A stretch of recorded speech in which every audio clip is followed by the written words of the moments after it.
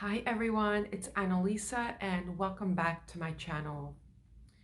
So this connection is unlike any other connection, and your divine masculine wants to be with you, divine feminine, and you are the perfect person for your divine masculine because they are you. You are one. So of course there wouldn't be a more perfect couple than the both of you together, right? So in order for the 3D union to happen, which your divine masculine does want to be with you, however, it's about the energy. So it's really important to understand that this connection is not like any other relationship that you've ever had before with someone else. And you really can't consider it a quote relationship because it is a energetic connection of the one soul. Can you be together? Can you have a 3D union? Yes, you can, but it won't look like a normal, typical 3D relationship. And I don't say that in a bad way. I say this because it is very unique. It is a divine connection, and it just doesn't work the same way as a regular relationship. In a typical relationship, you can have push energy. You can sit down and work things out, and you can grow together, and you can find mutual agreement. But in a twin flame connection, it doesn't quite work that way. Anytime that you push energy, anytime, and push energy meaning anytime that you need them, you want them, you need them to do something for you, you're only going to push them away. And in this connection, you have to neutralize the energy. It's all about the divine feminine really working the energy because your divine masculine cannot work the energy. It's up to the divine feminine. And I know that doesn't seem fair that the divine feminine has to do all the work, or at least that's what it appears like in the 3D. But the divine masculine will show up for you when you are aligned. You don't have to ask for anything because it's just going to be given to you. No words have to be exchanged. And that's the difference between a regular relationship, which I refer to as a soulmate relationship, than a twin flame connection. I will never call this a relationship. It's a connection that you have because it's not a relationship that the 3D mind can understand. And the more that you try to understand this connection, you're going to stay stuck. So it's more about being. The more that you can align to yourself, to your truth, the easier the connection becomes. And you don't have to work at it anymore because it just is. And that is the beautiful part of this journey, is that when the divine feminine does the inner work, your divine masculine just shows up. They want to be with you. Of course they want to be with you. They're your perfect partner. And in the upper realms, you're already married or you're already together. Marriage is just a 3D terminology. This connection is so much bigger than your other person and seeing your other person as a body. This connection is the connection that brings you back to yourself, to helps you remember who you are, divine feminine. It's about the energy. It's all about the energy. And the more that you learn to work the energy and deal with the energy, the easier it becomes. And the divine feminine has a lot of inner work to do. You're being faced with all your core wounds because when your divine masculine comes in to activate your soul, all your core wounds come back up to the surface and you can't run from it anymore. You have to face your core wounds and you have to learn to really begin letting go and acknowledging your core wounds, and then really begin to transmute that lower energy, the energy that's kept you stuck for all these years.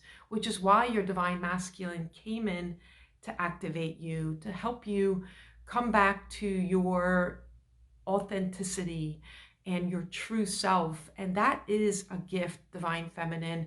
And I know that if you're early on in this journey, you certainly don't look at this as a gift, because you might be experiencing the dark night of the soul and being stuck in a lot of pain because you think this journey is about the person that you met, your divine masculine.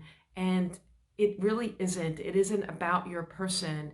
Yes, you can be with them, but there's some inner work to be done before that happens. And divine feminine, it's really time to take spiritual accountability, because this journey is helping you align to your soul. It's the path to ascension.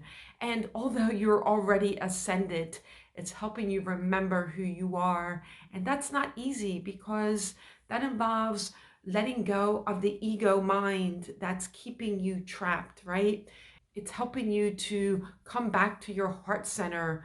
But that doesn't just happen in a couple weeks or a couple months, does it?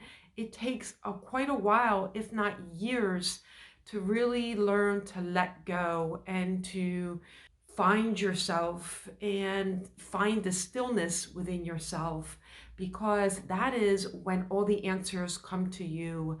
When you go within yourself and really bring those core wounds down and neutralize those wounds and then release them. And that sounds easy, but it's not easy to do, because you have to face everything and you're going to be met with a lot of obstacles along the way.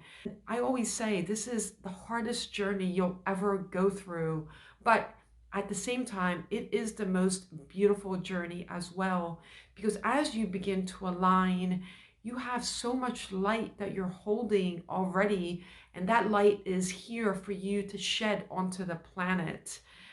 Although you may not be interested in that part of it, that is a big part of the twin flame connection, is to help you realize who you are and to bring light to the world.